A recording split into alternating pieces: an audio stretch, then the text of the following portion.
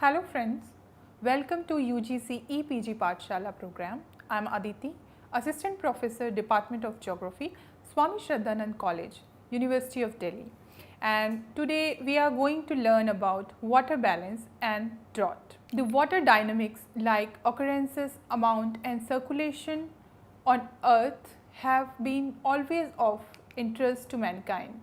As we know that our climate system is largely regulated by the global energy and water balance and their spatial and temporal variation, which involves the flow of energy and water within the climate system and their exchanges with outer space and the surface. Historically, the overall picture and details about the water balance was first marked by Copernicus in 1543. He had calculated the mass balance of the solar system and considering the revolution of cosmic bodies. In the present scenario, the water balance of Earth extended immensely importance due to lack of drinking water, deteriorating water quality and declining water resources and groundwater table. We all are experiencing negative impacts of changing weather conditions, and on some extent we are also responsible for these unwanted changes. Various studies are going on global circulation of water to evaluate the severity of currently perceived water crisis situation and predictions and consequences of climate change. The hydrological cycle forms the most dynamic part of the overall water circulation of Earth. While it is the most important water cycle in our daily life, other water cycles which operate on geological time scales are also important in visualizing a complete water perspective of our planet. Concept of water balance. The word water balance was first of all used in 1944 by the famous meteorological and climate scholar C.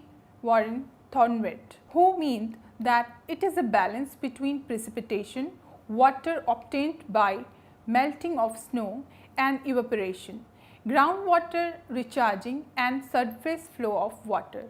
The Earth's water budget is driven by precipitation and evaporation. Air temperature, precipitation, soil moisture and evapotranspiration are realized through the balance of incoming and outgoing energy in combination with water at Earth's surface.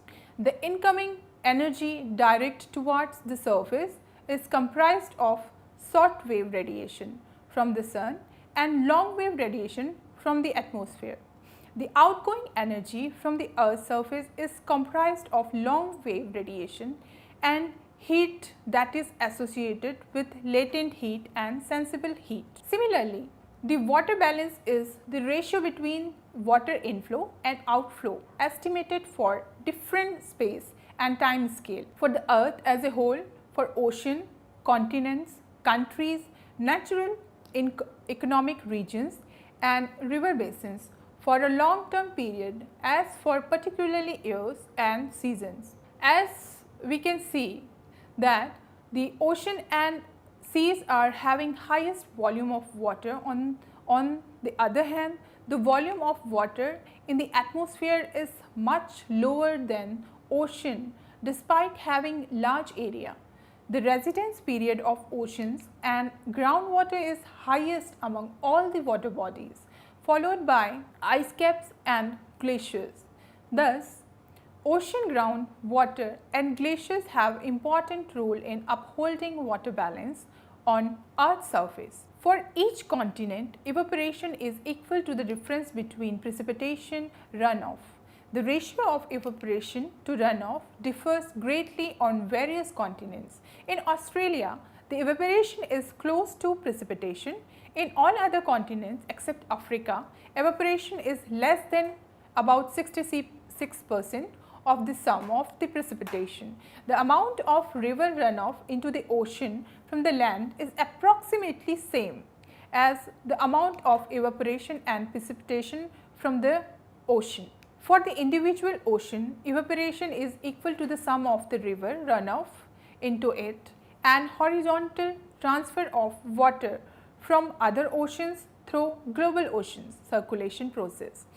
For Atlantic Ocean, sum of precipitation and runoff is less than the magnitude of evaporation. On the other hand, in Africa, ocean evaporation is substantially smaller than the sum of precipitation and river runoff.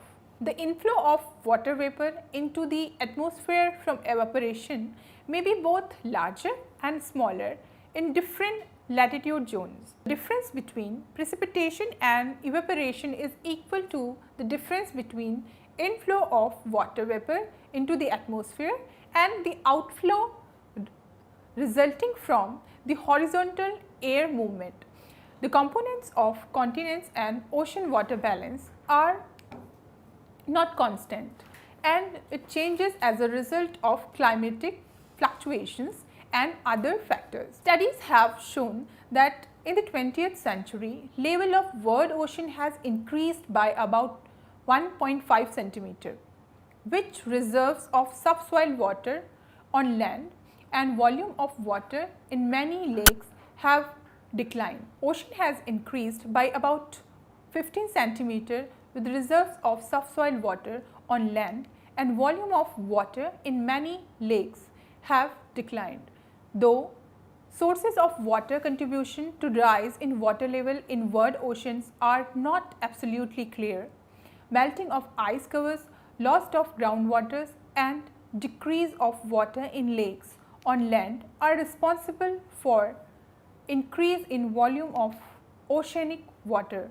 Water balance of surface and subsurface. Water balance associated with determining spatial climate features, typical landscape, possible water management and land use precipitation, evaporation, river runoff and groundwater outflow not drained by river system are basic components of water balance. For the assessment of heat energy and water balance, accuracy in data on precipitation, evaporation and runoff is very important. Water balance equation for land surface may be given as precipitation equals to evaporation at earth, which is equal to the difference between evaporation and condensation at earth's surface plus surface runoff plus flow of moisture from earth's surface to deeper layers. Evaporation is one of the major process of transformation of solar energy at earth's surface and it is very much affects yearly runoff. Thus, runoff normal and coefficient of runoff are linked to principal components of energy balance. Average total evaporation from land surface depends on the quantity of precipitation and inflow of solar energy. Evaporation increase with increase in radiation balance.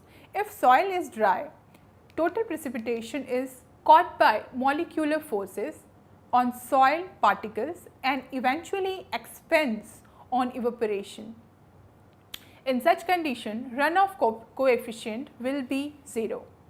Thus, the average dryness will rise with increase in radiation and decrease in precipitation. For sufficiently high value of the total precipitation and sufficiently small value of total inflow of radiation, a state of full moisturing of the upper layers of soil will be achieved.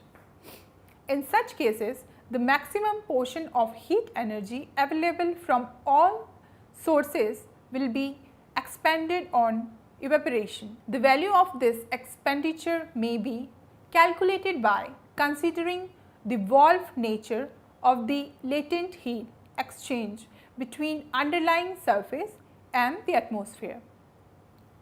Experimental studies have shown that turbulent heat conductivity of lower layers of atmosphere depends substantially on the direction of vertical turbulent heat flow. If the direction of this flow is from earth to atmosphere, values of turbulent heat flow become higher due to increased turbulent mixing. If direction of turbulent heat flow from atmosphere to earth, inverting temperature distribution reduces exchange intensity and turbulent heat flow becomes small. As a result of the valve effect, average turbulent heat moves from earth's surface to atmosphere in nearly all climatic zones of land. Yearly sum of turbulent heat flow are positive. Thus, air's turbulent heat flows cannot produce substantial inflow of energy to underlying surface, and heat expenditure on evaporation are compensated only by radiation balance. The magnitude of possible evaporation at a locality is determined by the radiation balance, which is different in conditions of sufficient and insufficient moisture. Now, the contribution of plants and vegetation in balancing water on the earth. Contribution of plants and vegetation in balancing water. The atmosphere receives a considerable amount of moisture through transpiration of plants, which usually represents several % of total evaporation. Transpiration is the process by which moisture is carried through plants from roots to small pores on the undersides of leaves, where it changes to vapor and it is released to the atmosphere.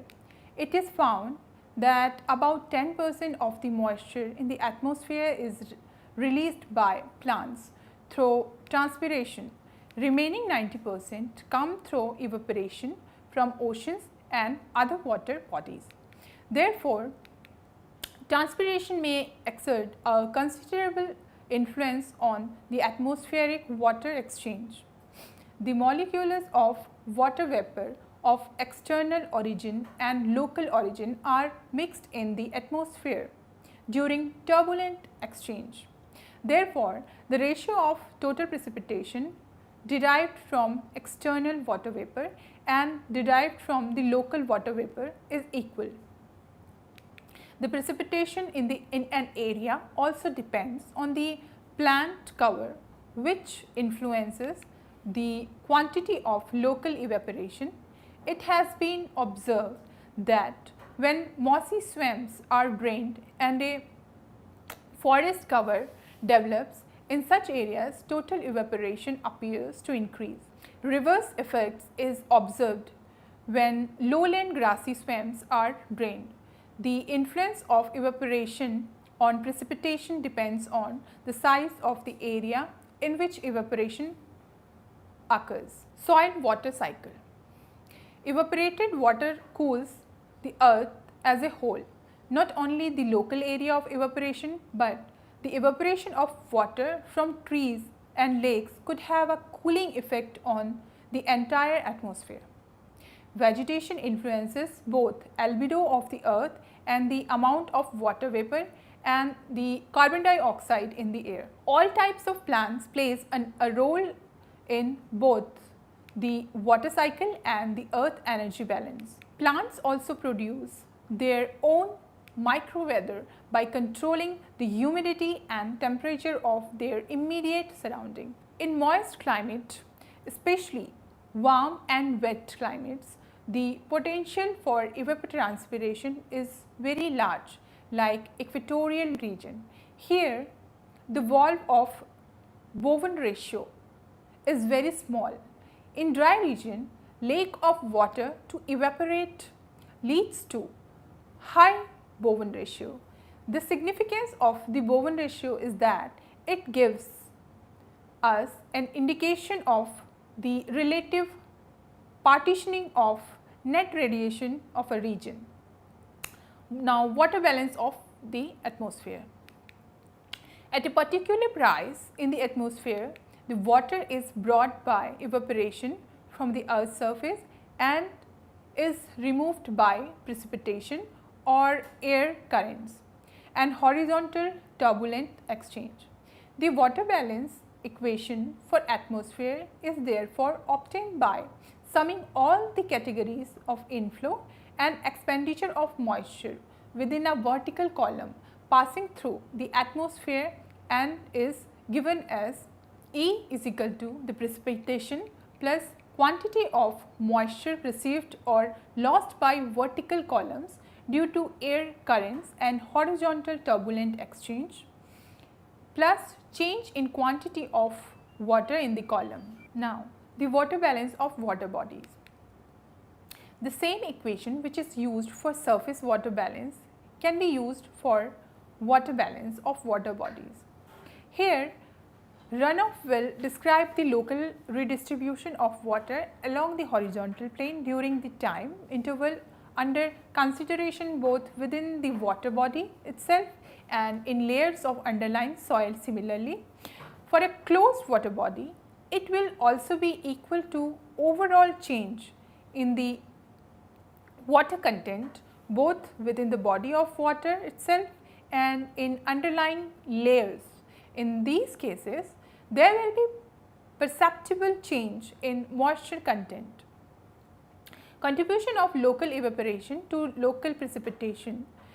The principal sources of water vapor for precipitation over continent is advective water vapor, which origins as ocean evaporation. The role of local evaporation is modest in total volume of precipitation, especially territories of dimension less than 1 million square kilometer. The indirect influence local evaporation on local precipitation derives from the linkages between the volume of precipitation and relative humidity of the atmosphere. Now, we will discuss the thermal differences between land and water. The continents heat up faster than the oceans and they cool down faster too. For example, London. London has an average January low temperature of 2 degrees centigrade, while Winnipeg is closer to minus 20 degrees centigrade, even though they are located at almost the same latitude. There are a few reasons for the land ocean cooling differences. The first is specific heat capacity. Water has a higher heat capacity than land, so it takes more heat to raise the temperature of 1 gram of water by 1 degree than it does to raise the temperature of land. 1 calorie of solar energy, any type of energy that will warm 1 gram of water by 1 degree centigrade, while the same calories would raise the temperature of a gram of granite by more than 5 degrees centigrade. The second is transparency. The heat observed by the ocean is spread out over a greater volume and extent. The heat can be dispersed over a greater depth in water. It depends on the level of transparency. The third one is evaporation. The ocean loses a lot of heat from evaporation, while there is some evaporation from wet soils and transpiration by plants. The land use does not have anywhere near as much available moisture to cool it down. The land surface energy and water balance are highly coupled by the partitioning of absorbed solar radiation into terrestrial radiation and the turbulent fluxes of sensible and latent heat, as well as the partitioning of precipitation into evaporation and runoff. Evaporation forms the critical link between these two balances. The fourth one is currents. The ocean can observe heat energy over a greater depth and spread that energy amount with their ocean currents and tides. The oceanic water moves in the form of ocean currents from equator to pole, pole bars, and from poles to equator. Currents have very important role in normalizing ocean temperature, but that not happen in the case of land. Soil water budget. In the soil water budget, soil moisture is important for plant growth. A lack of moisture content over a growing season is a good indicator of drought, which can have social, environment and economic impacts. Soil moisture deficit differences between rainfall and evapotranspiration vary across the country and from year to year, ranging from 0 to 500 millimeter. Soil moisture plays an important role in preventing or prolonging summer droughts. When the ground is wet, water evaporates as the day warms up. The warm, moist air rises until it encounters colder air high above the earth's surface, leading to afternoon rain showers. The water remains in the ground through the cool night and the cycle repeats the next day. The soil water budget is an accounting system for soil moisture using inputs of precipitation and output of evapotranspiration and gravitational water. It can be understood by following equation. Precipitation equals to equal actual evapotranspiration surplus plus storage. In arid and semi-arid region, water represents the main ecological constraint for plant survival, and hydrological process determine the direction of evolution and ecological functioning of soil vegetation system. Soil moisture dynamics are the center components of the hydrological cycle and are mainly determined by the process including infiltration, percolation, evaporation and root water uptake. Water movement in unsaturated soil is an inhomogeneous nonlinear process and is influenced by climatic and environmental factors such as precipitation, evaporation, vegetation and soil properties. The effect of vegetation on soil water movement strongly depends on vegetation types and density. As seen in the figure 4, the soil physical properties like soil texture, porosity, unsaturated flows, etc. have a profound influence on soil water movement. Increasing temperature and changes in rainfall patterns are expected to increase the frequency and intensity of drought in many regions. When rainfall is less than normal for several weeks, months or years, the flow of streams and river declines.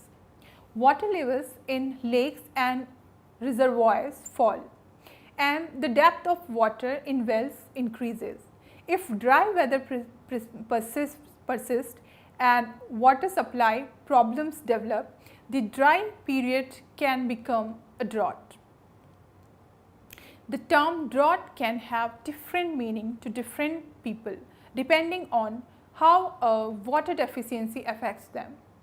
Drought is described in terms of various statistics that summarize drought duration, intensity and severity. Droughts are generally classified into 4 categories. First is metrological drought.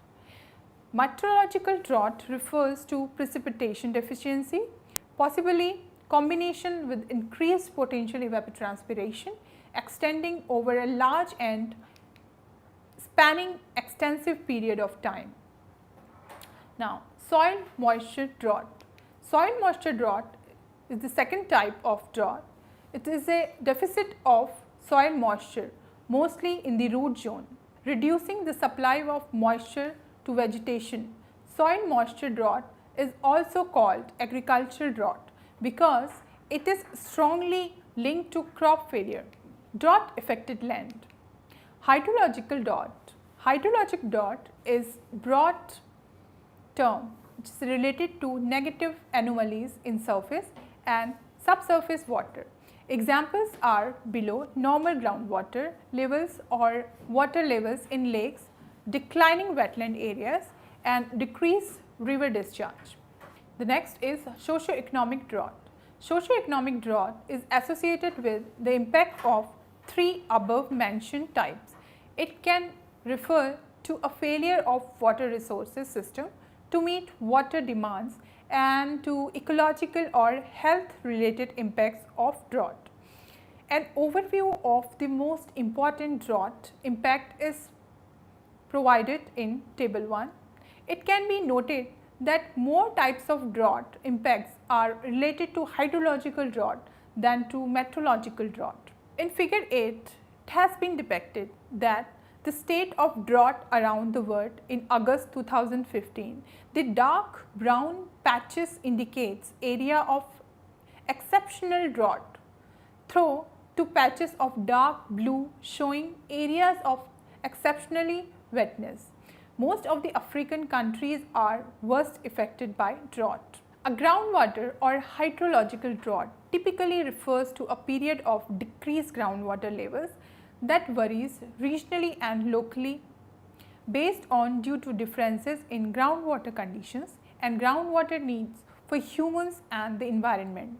Reduced groundwater levels due to drought or increased pumping during droughts can result in decreased water levels and flows in lakes, streams and other water bodies. Decreased groundwater flows to surface water can affect aquatic ecosystem that rely on a continuous supply of groundwater to sustain aquatic habitats and stream flow. The groundwater has important role in keeping water balance on the earth. The fresh water found beneath the surface, which is beyond the soil root zone, is known as groundwater. It is the largest potential freshwater in the hydrological cycle. Groundwater level in most of the countries decreasing due to overconsumption. Groundwater systems are possible backup sources of water during periods of drought. Thank you.